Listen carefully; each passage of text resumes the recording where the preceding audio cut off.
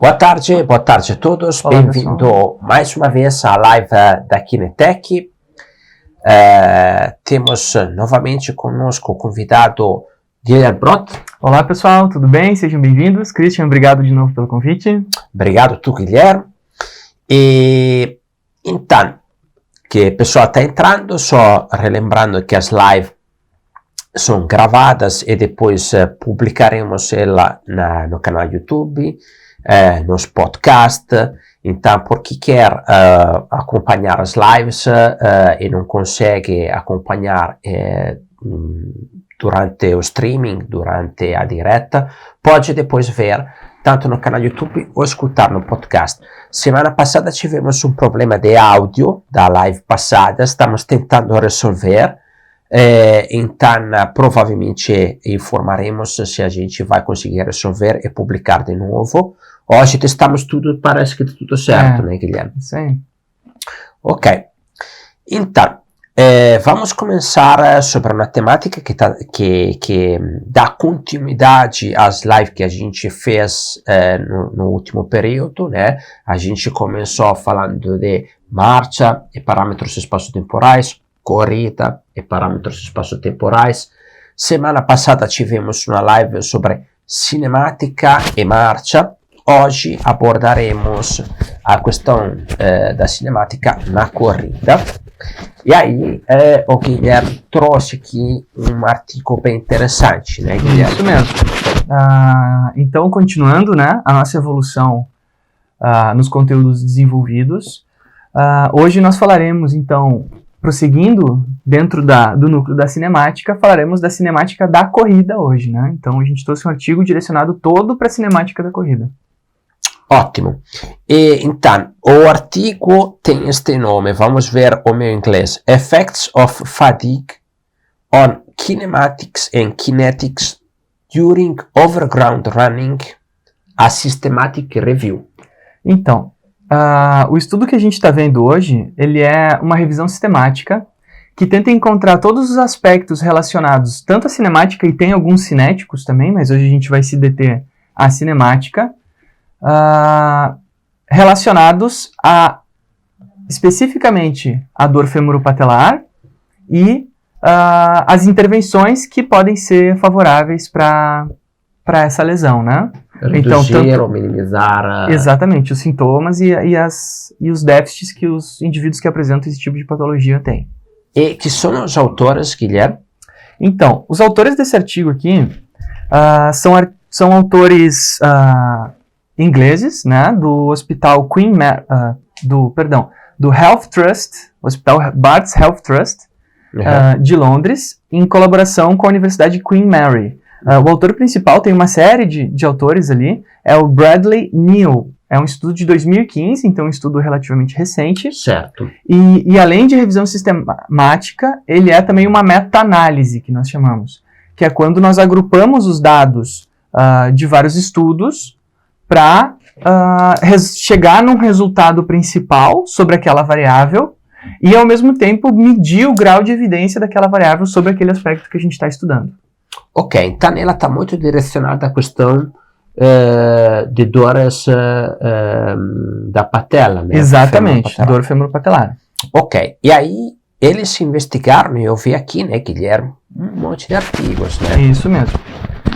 Esse trabalho de revisão sistemática, ele é um trabalho que a gente diz assim, de metodologia de pesquisa e de revisão bibliográfica, né? Uhum. Por quê? Porque eles têm todo um critério normalmente feito aos pares, então 2 pesquisadores devem fazer o mesmo procedimento, de primeiro fazer uma revisão de toda a literatura acessível, né, que a gente diz, toda a literatura que está disponível nas bases de dados, com as palavras-chave que eles identificaram relevantes. Então ali eles colocaram cinética, cinemática, dor femoropatelar, intervenções, alterações, juntaram uma série de palavras-chave e jogaram nessas bases de dados. Ao juntar todos os artigos que apareciam com o resultado dessa pesquisa, eles encontraram um total de 850 artigos, né? Esse primeiro passo ele costuma ser bem trabalhoso, porque os autores eles têm que ler o título e o resumo de todos esses 800 artigos. né? E isso tem que ser feito aos pares, né? Porque tem que ser um consenso. Uhum. E leram na íntegra, né? Para construir só esse trabalho, 37 artigos. Desses 37 que eles leram, 28 entraram na revisão de acordo com os critérios que eles estabeleceram, de qualidade da pesquisa, de método apropriado, né? Eles estabeleceram uma série de critérios que, ao ler o artigo inteiro, eles viram, não, esse aqui entra, esse não entra. E é importante destacar, né, que a ciência sempre valoriza muito isso, que é quando nós temos os métodos feitos aos pares, né? Duas pessoas fazem e tem que chegar no mesmo resultado. Se não chegam no mesmo resultado, eles têm que buscar uma terceira pessoa para chegar num consenso ali, todo mundo, sobre quais são as... congruência de dados. Exatamente, né? Ok, muito bem. Então, por que eles fizeram este estudo? Então, por que eles fizeram esse estudo? Logo no começo, eles trazem a informação de que a lesão mais comum em corredores é a dor femoropatelar. Eles consideram uma patologia, né? De etiologias diversas, então tem diversas causas, diversos motivos, diversos desdobramentos, mas é a mais comum em corredores. Eles apresentam duas estatísticas que giram em torno de 3 a 15% de todos os corredores apresentam ou vão apresentar esta lesão, que é a dor femoropatelar, né? Que é uma dor que também tem muita gente chama de dor anterior no joelho. Né? Uhum. E daí eles encontraram esta patologia e eles focaram, então, para descobrir eventuais causas ou acharam evidência das causas, certo? Exatamente. Ok. Eles direcionaram essa avaliação especificamente para as variáveis biomecânicas que podem causar essa lesão, né? Que podem ser a razão ou podem ter relação com ela. Ok, então entraram mais na parte da cinemática mesmo, sim, né? Sim. E ali colocaram diferentes evidências, né? Acharam, assim, sim, evidências de forma diferente, né? É importante aqui que a gente faz, né, esse esforço de estar contribuindo para a construção do conhecimento, né? Na semana passada a gente falou muito sobre a cinemática, né? O que é a cinemática, né? A gente trouxe as definições, né? Que diz respeito aos ângulos articulares e tudo mais. Hoje, a gente vai trazer conceitos que têm muita relação com as revisões de literatura, que é o grau de evidência. Uhum. Grau de evidência, existem alguns autores que recomendam diferentes formas de a gente medir isso. Eles nos dizem o quê? Grau de evidência nos diz o quê? Se aquela informação ela tem se repetido em diversos locais do mundo, em diversos centros de avaliação, em pesquisas de qualidade. Então, a gente tem 3 graus de evidência que são tradicionalmente utilizados, mas podem ter mais. Uhum. Tá? Evidência alta, evidência moderada e evidência limitada. A evidência alta é quando nós temos múltiplos estudos de alta qualidade que apresentam o mesmo resultado, né?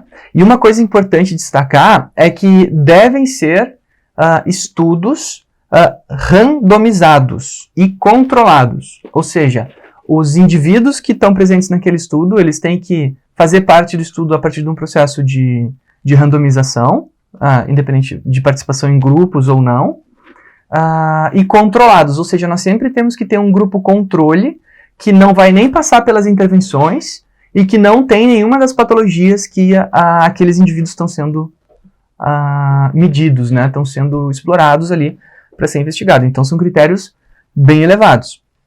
Já a evidência moderada, aí são estudos não necessariamente com este caráter randomizado e controlado, mas já estudos transversais, estudos somente controlados, estudos observacionais, e também quando a gente tem resultados conflitantes, ou seja, alguns estudos apresentam um resultado, mas muitos estudos apresentam outro resultado.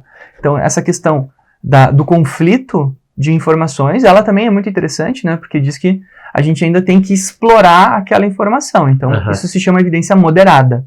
E a evidência limitada é quando apenas um estudo apresenta aquela informação. A gente ainda não teve outros centros repetindo a mesma pesquisa. Certo. Né? Isso é uma coisa interessante de falar.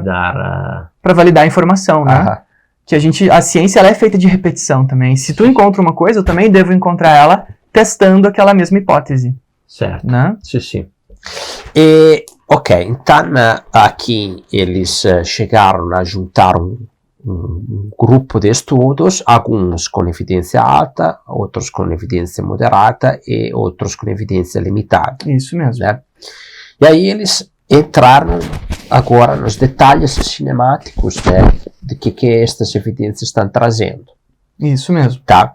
Então, o que eles acharam, Guilherme, de evidência limitada, digamos assim, referente à parte cinemática? Bom, é importante destacar que todos os estudos que entraram na amostra dessa revisão são estudos que fizeram a avaliação tridimensional da corrida. Né? Não foram, inclusive esse é um dos critérios que eles levantam na metodologia, que os estudos bidimensionais eles foram removidos. Não por causa de não acreditarem nas informações, mas é que a gente sabe que a informação bidimensional ela tem um erro de 3 a 4 graus ali, quando a gente mede as coisas, e isso pode dar viés quando tu compara a informação 2D com a 3D. Sim. Né? Se tu tem uma informação 2D que ela pode ser 3 a 4 graus diferentes da 3D, isso vai gerar um viés. Então eles adotaram, bom, vamos pegar somente estudos de um tipo, né? Então eles excluíram os estudos bidimensionais porque senão ia ficar muito difícil fazer a comparação, né? Uma vez que são estudos de meta-análise. Também porque eventualmente tem mais limitações, tipo plano transversal. Exatamente. Não aparece. Algumas coisas a gente não consegue ver. Exatamente. Bom, o aspecto que tem a evidência limitada, ou seja, tem pouco estudo apresentando, é o pico de flexão do quadril. Bom, o que é o pico de flexão do quadril, Christian? É assim, ó. Durante a corrida, a gente vai ter uma flexão do quadril, que durante a fase de apoio, ela está em flexão, daí, no contato inicial, né? Está em flexão, no contato, no pré-balanço, né? Durante o apoio, durante o pré-balanço, eu vou gerar a extensão, e aí, durante o voo, eu vou gerar uma nova flexão novamente. Esse pico de flexão do quadril, que é quando eu vou alcançar o chão lá na frente, ele tem associação com a dor femoropatelar. Ou seja, quanto mais alta esta flexão, ou seja, se eu tento buscar o chão lá na frente e não faço uma passada que seja abaixo do meu centro de massa, tracionando o chão para trás, isso tem apresentado relação com a dor femoropatelar quando nós comparamos pessoas com dor femoropatelar e pessoas sem dor femoropatelar. Uma evidência limitada ainda, então necessita um pouquinho mais de estudos repetindo esse teste, né? Recomendo para os futuros pesquisadores que a gente já deve estar interessando aqui que repitam esses testes para a gente ver se isso realmente acontece. Ótimo, então acharam esta evidência limitada desta questão da flexão, do pico de flexão do quadril, né? E aí depois entram outras evidências, talvez moderadas, né? Isso mais mesmo. Consistentes. Então, a evidência moderada ela já traz uma consistência que é muito interessante, né? Que a gente já pode começar a associar com a nossa prática de uma forma um pouquinho mais segura. E quais são? Bom, com a evidência moderada, a gente tem o pico de adução do quadril. Lembrando que adução e abdução são movimentos do plano coronal, né? Ou seja, do plano frontal. Sim. E esses movimentos de adução e abdução podem ter relação, então, conforme eles apresentaram, com a dor femoropatelar, onde as pessoas que geram uma adução do quadril, ou seja, caminham com o quadril aduzido, né? Agora, se isso vai mudar a largura do passo, isso é outro aspecto que a gente viu lá nas variáveis espaço-temporais, mas pessoas que caminham com os quadris aduzidos tendem a apresentar, ser mais prováveis de apresentar dor femoropatelar. Além disso, a rotação interna do quadril, e essa é uma das variáveis que... Transversal, né? Exatamente. Que em 2D não teria como ver, né? Não, infelizmente essa informação o bidimensional não consegue capturar, né? Sim. E é uma informação relevante porque ela apresenta evidência moderada já. Certo. Ou seja, vários estudos de boa qualidade encontraram isso, né? Não são estudos que nós chamamos randomizados, clínicos controlados, Sim. mas já são estudos observacionais de boa qualidade. E também a elevação da pelve durante a fase de apoio, né? A elevação da pelve é o que a gente chama na área da corrida normalmente do drop pélvico contralateral. Certo. Né? Que é quando a pessoa pisa com a perna esquerda e a pelve à direita cai. Desaba. Né? Desaba, exatamente. Então, são 3 variáveis. Pico de adução do quadril, a rotação interna do quadril e o drop pélvico contralateral tem associação com a dor femoropatelar. Sim, eu estou imaginando meu bonequinho aqui, tá? Meu bonequinho, tenho a minha pelve, meu quadril. Mais ou menos, tem estas evidências moderadas também ali, né? Entre a pelve e o quadril, né? Sim. Sandro? Pergunta. Pergunta? Tá. Pode falar, que depois eu ia deixar pro final, mas como entrou no tema, eu já vou perguntar. Imagina. Agora. Pergunta do Wellington. Diminuição da cadência na corrida ajuda na diminuição da dor fêmuro-patelar? Diminuição da cadência. Olha só que interessante. Ele trouxe uma informação que veio lá da nossa primeira live sobre corrida. Live, né? Sim. Eu falarei ao contrário. Exatamente. O aumento de cadência. Os estudos que nós trouxemos sobre variáveis espaço-temporais, que também vão na direção das revisões temáticas, eles apresentam que o aumento da cadência tende a diminuir esses aspectos. Sim, e pode ser uma estratégia relevante também para os seus pacientes que têm esse tipo de dor. Porque uma diminuição da cadência na mesma velocidade, eventualmente, implica um aumento do comprimento da passada, né? E aí, ali... Depois, este ponto aqui da evidência limitada do pico de flexão de quadril, ele vai aumentando o pico, e então, provavelmente, não é uma estratégia... É verdade. Pode diminuir. E isso aumenta também a força de reação do solo, lembra? Sim, porque e que é um tema frente, que a gente vai discutir no futuro, exatamente. Fala, Sandro. Uma pergunta também no mesmo tema ali do pico de flexão que o Christian acabou de mencionar, da Euren Passos. Léo. O pico de flexão do quadril tem relação com a forma de aterrissagem do pé com o solo, ante ou retropé, e consequentemente uma relação com a dor patelo-femoral? Aqui é uma questão ambígua, né?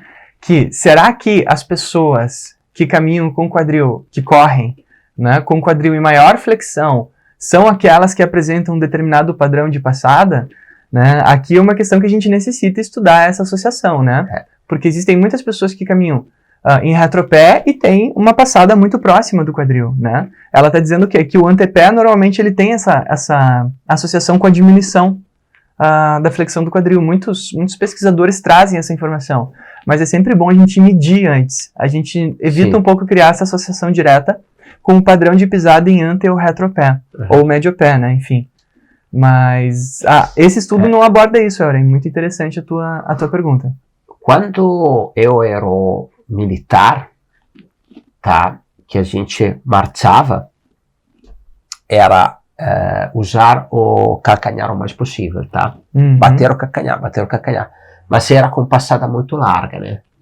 Era para a gente fazer esta passada muito larga, né, um comprimento muito largo, aberto do passo, e ali tu vai arrancar, digamos, né, pegar com o calcanhar. Sim. Eu pensando nesta coisa, acho um pouquinho complicado a pessoa lá na frente pegar e arrastar só com o antepé, né, pensando que ele vai, a pegada vai muito para frente, né, é mais eventualmente confortável ou ergonômico atacar lá na frente com o calcanhar. Exatamente, né? Tem um pouquinho mais de associação com os calcanhares, mas passada aberta, sim, né? Mas aqui esse estudo não chegou a fazer essa associação. Chegou a investigar esta questão, né? Tá.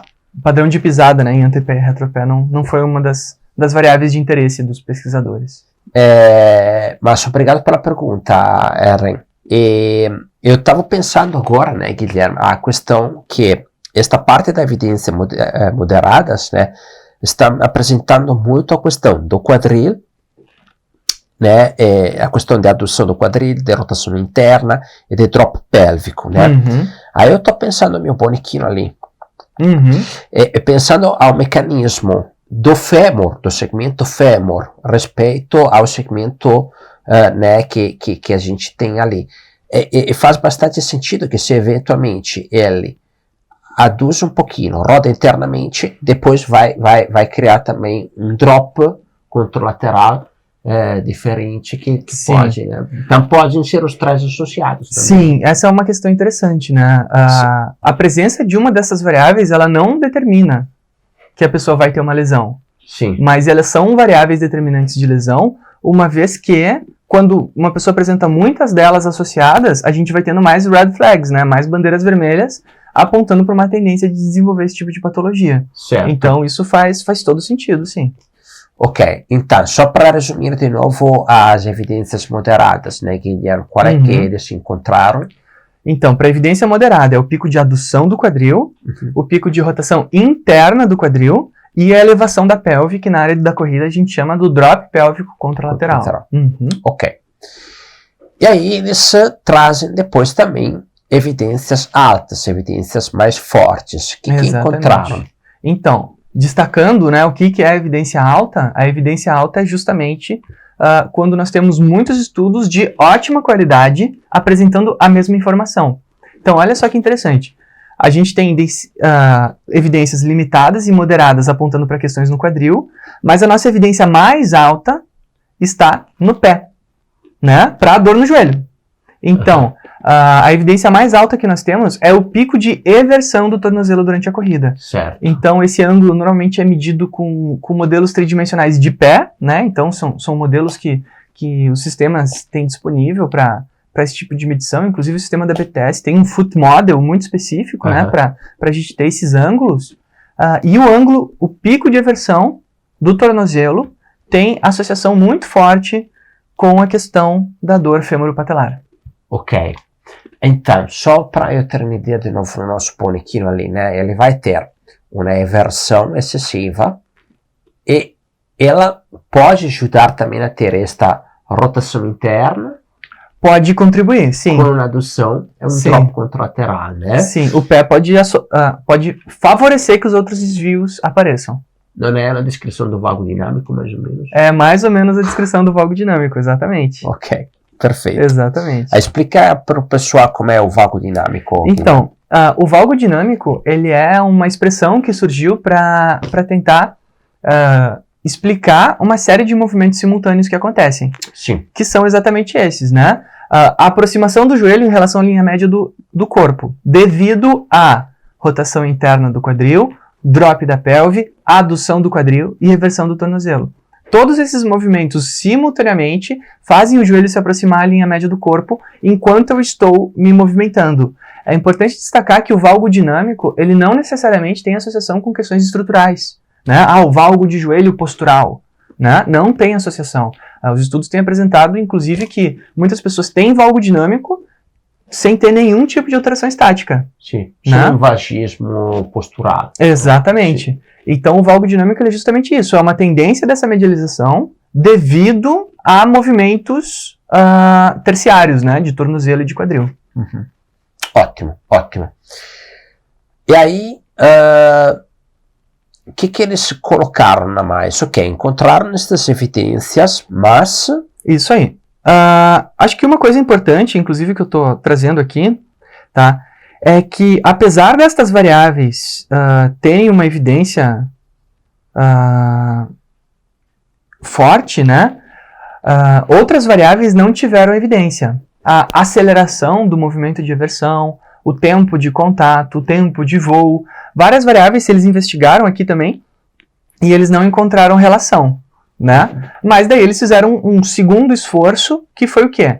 Vamos ver agora os estudos que nós chamamos de prospectivos, ou seja, aqueles que avaliaram as pessoas antes, acompanharam elas por algum período e depois avaliaram depois para ver quais que vieram a desenvolver a dor femoropatelar, né? Então, para ver assim, bom, se esses são aspectos que normalmente pessoas que dor femoropatelar têm em comparação com as pessoas que não têm dor femoropatelar, será que as pessoas que não têm dor tem chance de desenvolver isso? Para desenvolver, certo. Então, infelizmente ainda falta estudos nessa área, né? A gente tem aqui uma informação de evidência limitada, porque são poucos estudos, né? E alguns ainda se contradizem, né? Uns dizem que tem relação prospectiva, ou seja, que eu vou apresentar essa alteração, e outros dizem que não. Que é o quê? Que se eu apresento todas essas informações do valgo dinâmico, né, ou seja, o drop contralateral, adução e rotação interna de quadril, mais a eversão do pé, não significa que necessariamente eu vá desenvolver a lesão.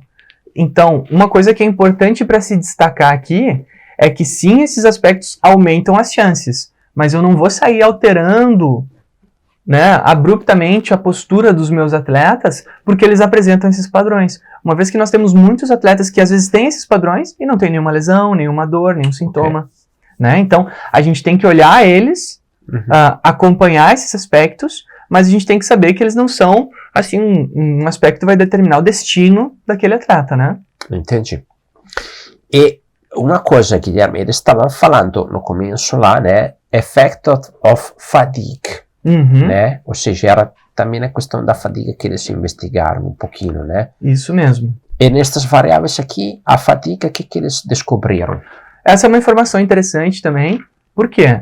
Porque lá eles encontraram alguns estudos também que apontaram que os atletas que durante a corrida, certo? Então eu estou correndo. Ele começa correndo direitinho. E durante a corrida, depois de um protocolo de fadiga, ou seja, conforme eu vou cansando, eu vou aumentando essas características, nós temos aqui uma evidência também de que é possível que essas pessoas venham a desenvolver a dor femoropatelar. Então, olha só que interessante. Uma pessoa que, conforme ela corre, ela vai aumentando esses aspectos, essas são pessoas para a gente estar observando também. Então, não é só uma questão pontual, é uma questão do ponto de vista temporal. Sim. Será que após o cansaço eu venho a desenvolver um aumento destas variáveis? Esse é um aspecto para ser observado que os autores recomendam também. E aqui eles encontraram evidência limitada também. Exatamente. Talvez porque não tem muitos estudos. Sim, exatamente. Sobre a fadiga, assim, né? Inclusive, esses estudos eles trazem justamente um reforço, né? É isso que a gente tem que pesquisar? Né? Uma vez que a evidência está limitada, significa que nós temos poucos estudos nessa área, e é isso que a gente tem que pesquisar mais, né? Eu escuto muita queixa de aluno dizendo assim, eu não sei o que pesquisar, tem muita coisa, não sei o que.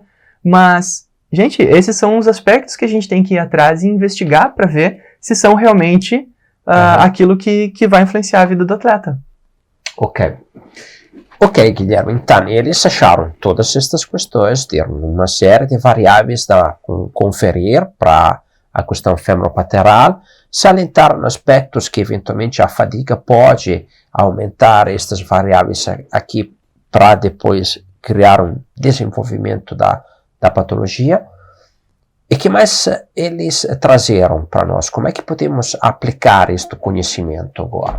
Então, olha só, esse estudo é tão completo, eu recomendo quem está ouvindo e quem vir a ouvir aqui as lives, né, seja nos podcasts, ou no canal do YouTube, ou no próprio Instagram, que busque o artigo depois, a gente vai estar disponibilizando aqui o título e os autores para você fazer essa busca, porque além de ver quais são as variáveis que diferenciam um grupo do outro, além de ver quais são as variáveis que podem vir a causar essa dor no futuro, eles investigaram quais são as intervenções mais eficazes para esse tipo de público. Fantástico. Né? Então, eles investigaram as intervenções e dentre as intervenções que eles observaram, eles destacaram duas. Certo. Né? Duas intervenções que são mais eficazes. Obrigado.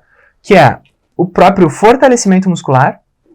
Então, o reforço das musculaturas envolvidas nestas alterações, né, ele pode ser uma ferramenta interessante para a gente poder intervir nesses atletas, né? Mas uma coisa importante antes da intervenção é que, além da dor femoropatelar, né, que o nosso atleta está tendo, é importante que a gente veja se ele também tem essas alterações cinemáticas, né? Antes de vir a intervir tentando corrigir essas alterações cinemáticas, eu tenho que ver, ele tem essas alterações cinemáticas? Será que eles têm mesmo? Porque se eu só vir a intervir sem ver quais delas eu tenho, eu vou estar intervindo eu vou estar sobreutilizando aquelas intervenções e vou estar intervindo uma pessoa que de repente eu não deveria fazer intervenção daquela forma. Certo. Né?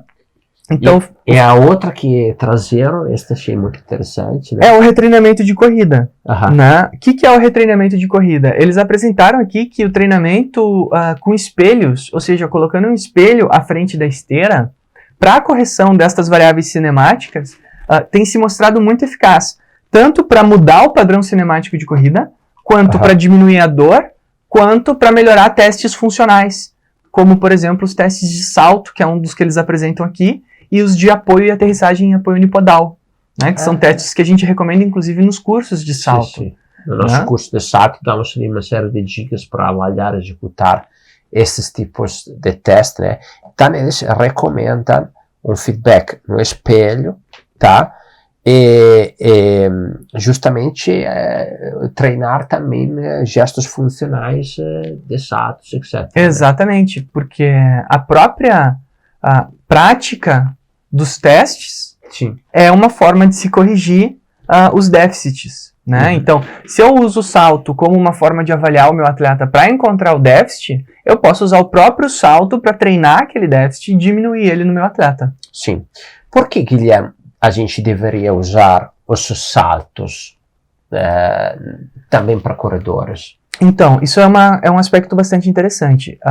Quando a gente aborda a questão dos saltos para os atletas de diversas modalidades, a gente tem que entender que o salto, ele, assim como a corrida, né, ele é um teste propulsivo e amortecedor, né? Então, eu estou fazendo 2 gestos.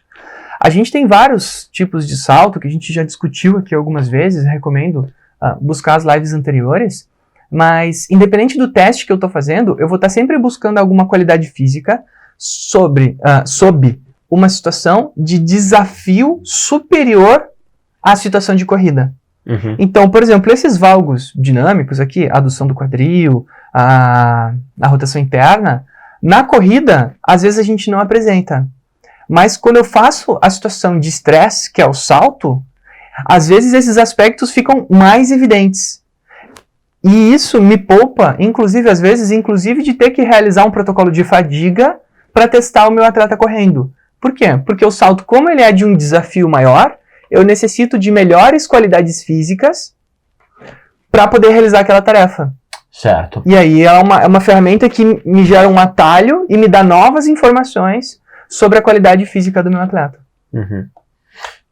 Bem, assim, além da parte cinemática que apresenta, com o teste de saltos, tu entende também aspectos, né, quando a gente utiliza, por exemplo, o G-Work, né, o nosso sistema inercial, referente à potência, né, de geração quando ele está saltando, e também aspectos de como ele absorve o impacto realmente, Exatamente. a capacidade de ele absorver o impacto corretamente. Exatamente. Né? Tem uma informação que eu gosto muito do G-Walk, que ele dá uma estimativa da força de reação do solo a partir da aceleração do centro de massa. Certo. E antecipando essa informação, que seria uma que a gente daria mais para frente, mas eu acho que ela vem bem ao caso, quando a gente usa esses instrumentos associados à avaliação, a gente consegue, às vezes, inclusive, encontrar déficits específicos para determinadas articulações. Certo. Uma vez que cada articulação ela deve produzir força na sua sequência e no seu momento certo. No sincronismo, cada articulação, cada segmento tem a sua contribuição. Exatamente. Sim. Isso é uma informação que eu acho muito, muito interessante, né? Porque nos dá uma especificidade ainda maior para gerar intervenção com o atleta. Eu acho que é de bastante relevância. Além da altura do salto em cada um dos testes, que também dá uma informação muito boa, né? A gente vai falar mais para frente desta parte cinética, teremos outras lives onde a gente vai abordar estas questões um pouco mais dinâmicas, mais cinéticas, né? E aqui ficou uma coisa nas intervenções, né, Guilherme?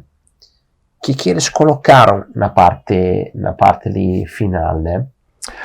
Aqui? Sim. Então, um dos aspectos mais interessantes que eu achei e que hoje tem estado em voga, né, tem estado nas conversas aí do pessoal da avaliação da corrida, é o uso das órteses plantares, né?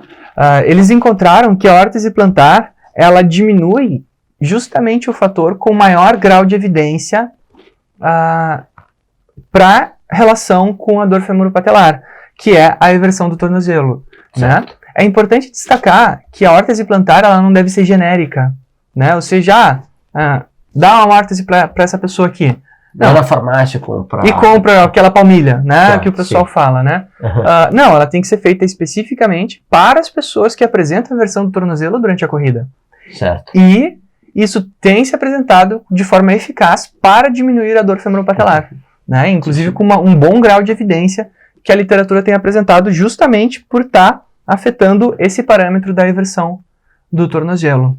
Sim, a gente trabalha com baropodômetros, temos vários clientes que confeccionam palmilhas, está tendo uma grande evolução de materiais, de conceitos de confecção, Então, as órteses hoje tem, no Brasil tem vários profissionais de alta capacidade, né, para confeccionar órteses personalizadas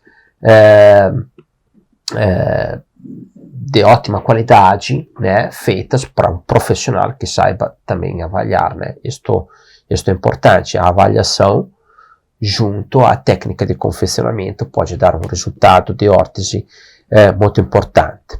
Isso mesmo. Ok, então trazemos estes conteúdos do que a literatura colocou e também eles deram uma série de intervenções interessantes que a gente pode pensar em aproveitar. O que mais podemos falar, Guilherme, desta literatura? Bom, Sandro, como é que a gente está de perguntas?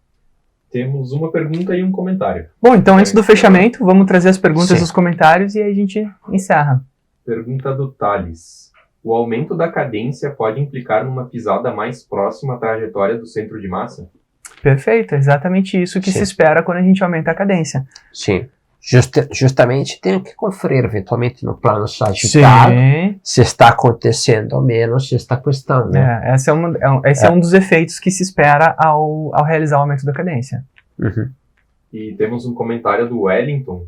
No caso dos corredores, mexer nas variáveis existentes, voltismo de joelho, drop pélvico, etc., pode ajudar mecanicamente. Mas olhar a dor e função, podemos não precisar mudar a biomecânica. Perfeito. Essa é um dos objetivos, né? Tu chegou na conclusão que eles chegaram também. Não é né, aqui que eles colocaram que eventualmente... A mecânica não é o destino, né? Que a biomecânica ela não representa o destino do atleta. Então eu posso ter essas alterações mecânicas sem ter a dor, né? Ou seja, antes de tentar mudar as alterações mecânicas, né, eu vou tentar as abordagens do fortalecimento. Se a pessoa tem aversão, eu vou tentar corrigir isso, né, para ir diminuindo a dor. E aí a cinemática ela vai entrar como um dos recursos, e aqui a gente dá a sugestão do uso de espelhos, para reduzir a adução do quadril. É isso de pergunta, Sandro? Acabou de entrar mais uma pergunta da Marlene. Um paciente que fez bariátrica e perdeu muito peso, mas o joelho valgo ainda sente muita dor, para a prática até de caminhadas. O que indicar nesse caso? Se nós temos aqui, inclusive na caminhada, a dor, né, a gente já tem um histórico de processo inflamatório naquela articulação que veio de antes, provavelmente da época que ele era mais pesado, né? Uhum. A caminhada, via de regra, ela tem que ser assintomática, né? Na dor a gente também é assintomática, mas é muito mais comum. Então tem que se investigar qual é o processo degenerativo que está acontecendo nessa pessoa para poder fazer esse direcionamento. E essas recomendações aqui, é importante a gente destacar que elas são recomendações específicas para a corrida. Para a corrida. Né? A gente pode fazer esse tipo de observação, uso de palmilha, o reforço muscular, e o treino com espelhos também para caminhada, mas não é a evidência que a gente traz neste estudo, né? Sim. Isso é uma coisa importante, que a ciência ela é sempre muito específica naquele caso que investigou, né? E aqui é tudo para corrida. Mas a gente pode tentar isso de uma forma muito controlada para tentar diminuir essas questões das alterações cinemáticas para caminhada também, para marcha. Sim, as lives que fizemos sobre marcha eram mais focadas em risco de queda, caidores, mas lá eu acho que tem algumas dicas interessantes, né, Sim, sim. Marlene, para um paciente da Marlene. Fica a recomendação de olhar as lives sobre marcha para tentar identificar, ver ali. Acho que ali a gente tem boas sugestões para controle de marcha e adequação do padrão de marcha, né? Sim. Mais alguma coisa, Sandra? Isso. Ok, então, Guilherme, por que valeu a pena ler esta por que vale a pena todos nós lermos essa literatura, né? Sim. Eu indico para que todos leiam e façam as suas conclusões também, né? Que é o quê? Que o primeiro aspecto é que a gente não deve sempre se basear, por exemplo, em um único estudo, né? A gente tem que ter o senso crítico de buscar outros estudos, porque essa questão do estudo do grau de evidência nos mostra que às vezes a ciência ela é conflitante. Isso é interessante, né? Porque não existe uma verdade absoluta acerca das informações que a gente está investigando. A outra informação, bom, aí vai em relação à nossa área que a gente está investigando aqui, que é a biomecânica das lesões. Sim. Né? E que, bom, a gente já sabe hoje, a gente viu, né, qual que é a lesão mais comum, que é a dor femoropatelar, e que a sua ocorrência ela é multifatorial, né? Ela pode vir desde o quadril, né, até o tornozelo, sendo que as intervenções elas também podem ser múltiplas. Podem vir desde o fortalecimento muscular, do feedback durante a corrida para mudança do padrão, até correções lá no pé com o uso de órteses plantares, né, as palmilhas, destacando também que devem ser palmilhas individualizadas. Todos os estudos que eles utilizaram aqui eram um dos critérios que fossem palmilhas não genéricas, né? Ou seja, uma pessoa avaliou, um especialista em palmilhas avalia a pressão plantar, esses aspectos, e aí faz uma específica para alteração daquela pessoa que apresenta essa eversão do tornozelo. Ótimo, Guilherme. Eu acho que foi uma live baseada em uma literatura bem interessante, que trouxe informações práticas, tá? E se não temos mais comentários ou perguntas, acho que podemos encerrar aqui. Podemos encerrar. Destaco também que a gente está com... Eu estou com um projeto aqui também, o Christian está comigo, da Sapiens Biomecânica, quem quiser seguir, né, Christian? Pode me acompanhar ali, em breve teremos novidades muito interessantes. Sim. Vejam os vídeos no YouTube e os podcasts também, e os nossos cursos que estão disponíveis para avaliação biomecânica. Muito obrigado a todos, bom final de semana e também um bom almoço. Bom Até almoço, a próxima. pessoal.